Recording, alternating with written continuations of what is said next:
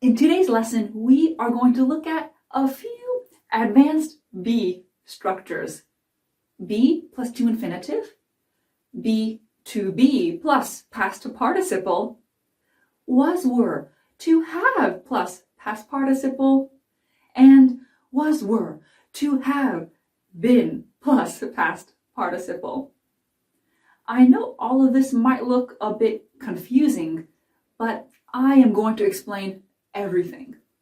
At the end of this lesson, I have a little test for you with 9 questions. Let me know in the comments below, how did you do on the test? Did you get 9 out of 9? 6 out of 9? Let me know. My name's Arnell. Let's start. Let's begin simply with a grammar structure you already know. Future plans. You can see my timelines. New students are going to meet their teachers next week. In 2 days, I am going to fly to Halifax for a conference. You know we need be going to infinitive for future plans. Think about your own future plans. What are you going to do this weekend? Mini reminder, the infinitive is verb number 1 with to. To play, played, played. To play is my infinitive with to. To eat, ate, eaten. To eat is my infinitive with to. So that's clear. How can I make these future plans more formal, more official? New students are to meet their teachers next week. In 2 days, I am to fly to Halifax for a conference. You can see today's grammar. Be to infinitive. Do we really use this to speak about the future? It looks like the present. Yes, we can use this structure to speak about future plans in a formal way. You might see this first sentence in an email that is sent to all of the new students. You might hear this second example in a business meeting. Formal. So it would be very unnatural to say, I am to buy ice cream for dessert. Is this a formal or official situation? I know ice cream is really important, but in this case, you need to say, I'm going to buy ice cream for dessert, or I'm gonna buy ice cream for dessert. Formal, official. This sounds like the news.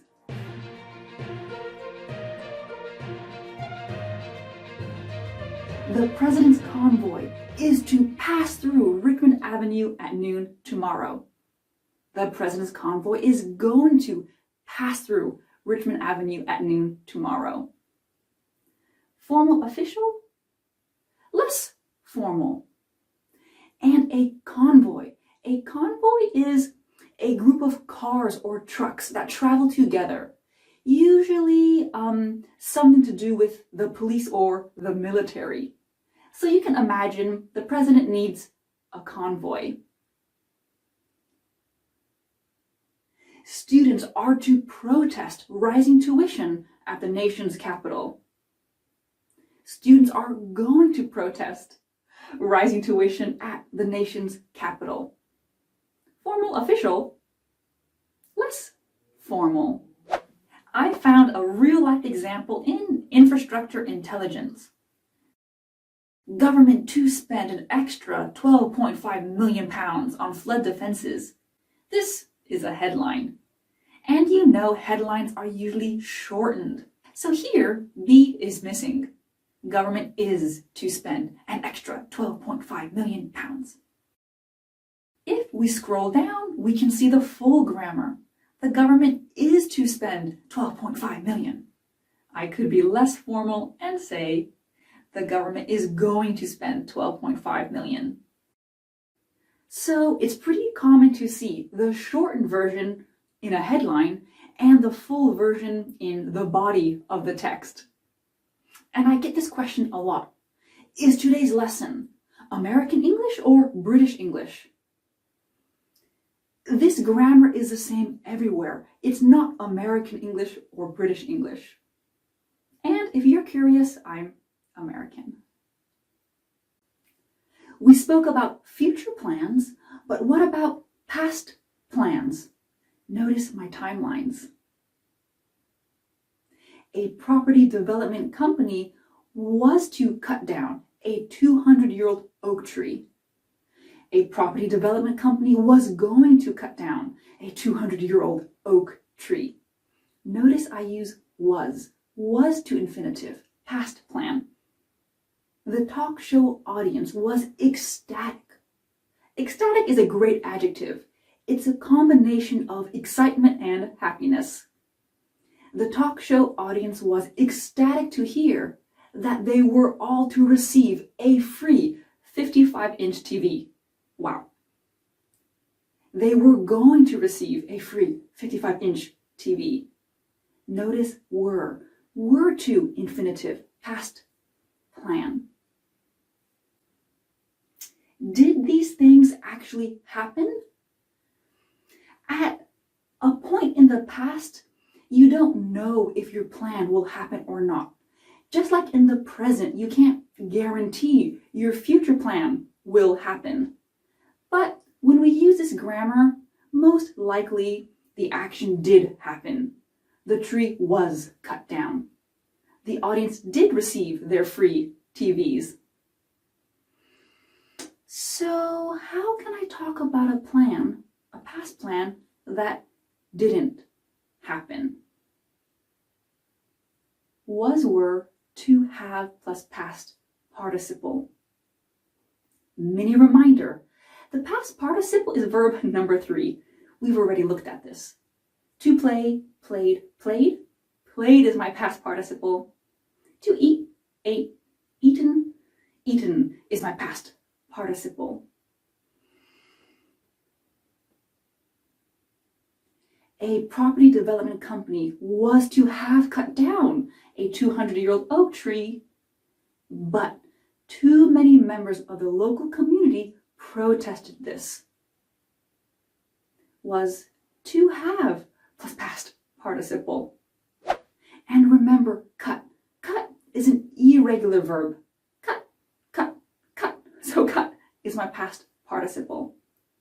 With my second example, I need to change this one a little bit more because it's not possible to be ecstatic about something you didn't receive.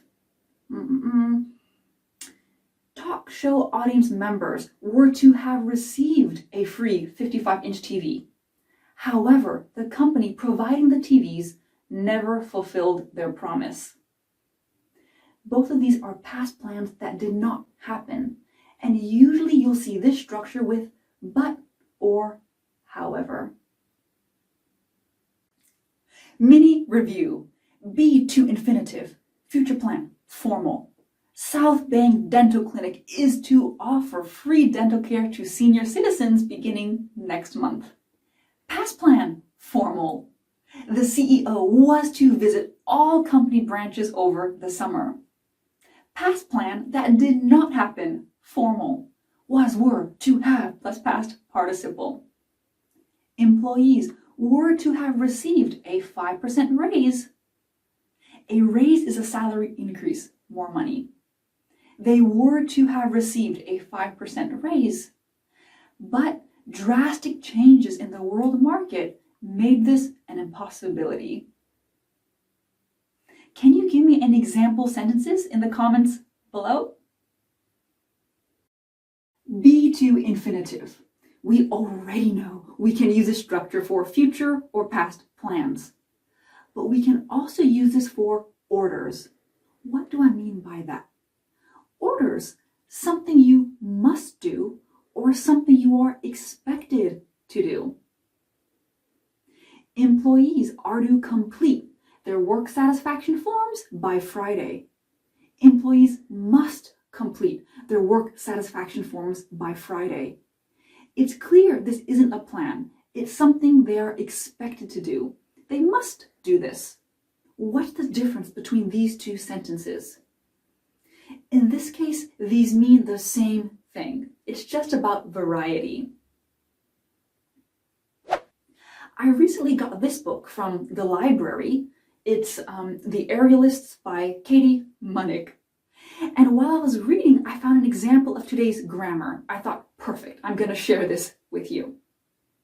So this book was published in 2022, but the story is set in 1891.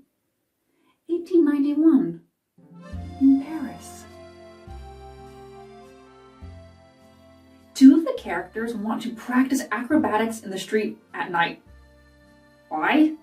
That's not important for today's lesson. The main character is a young girl who has to watch for policemen.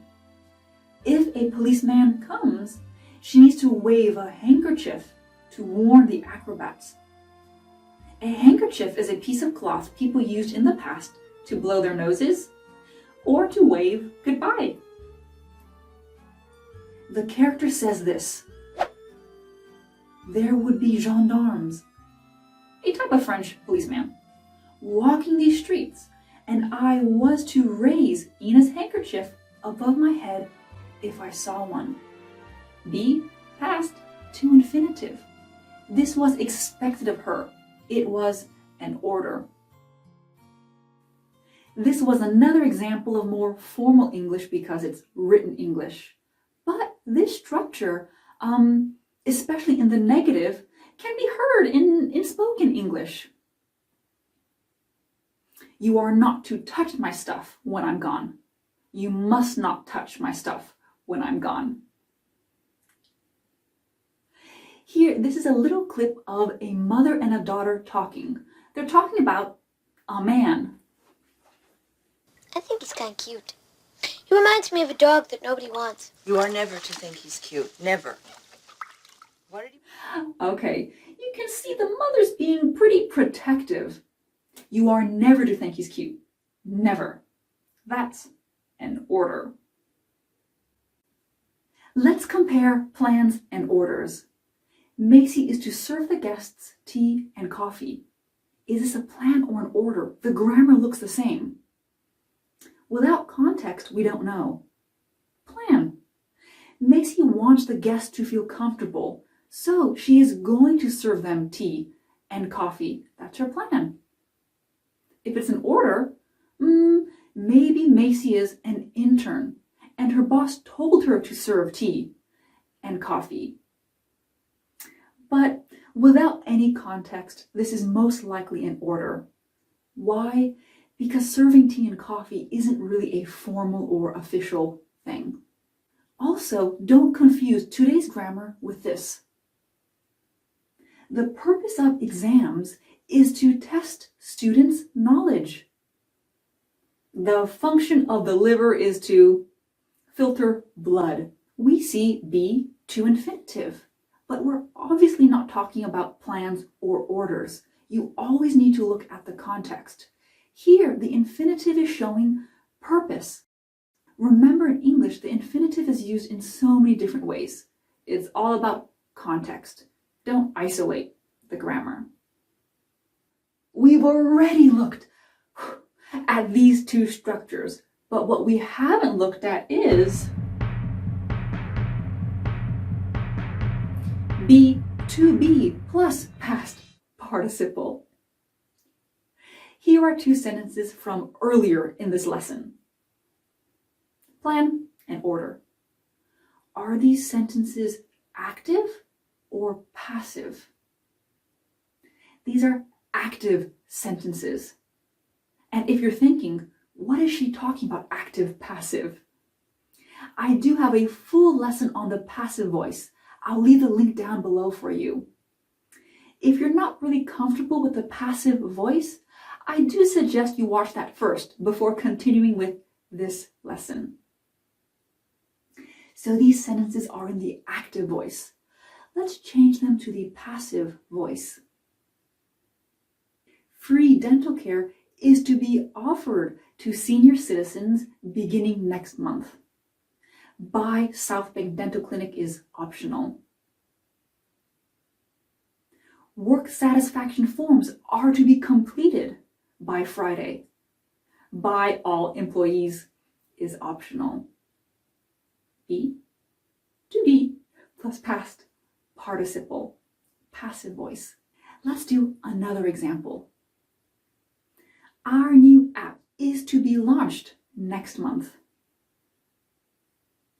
Every customer is to be told about our new app. Be, to be, plus past participle, passive voice. Okay, let's look at another example from earlier in this lesson. Remember, this structure here is about a past plan that did not happen. Let's turn this into the passive voice. A 200-year-old oak tree was to have been cut down by a property development company, but too many members of the local community protested this. Was to have been plus past participle. That is the passive voice of a past plan that didn't happen. I think this structure is probably a student's worst nightmare. We have was, have, and been in the same sentence. Was to have been, verb 3, to be, verb 1, have to be, BB8, have was, to, verb 3, was. I know all of these structures might feel mixed up in your brain, but the best way to start learning this grammar is by recognizing the grammar, and that's what we're going to do in the test. Hello, I think I might be really small right now, but let's do this test. I have 9 descriptions and 9 example sentences. Can you please connect the description to the example sentence? We'll do one together. Number 1, future plan active voice connects to G. Members of the British royal family are to visit Montreal in December. Can you connect the remaining 8? Pause the video to do this. Okay, here are the answers. How did you do? Let me know in the comments. I'm really curious. And give me a couple of example sentences. Practice this grammar. Thank you so much for watching. I'll see you next time.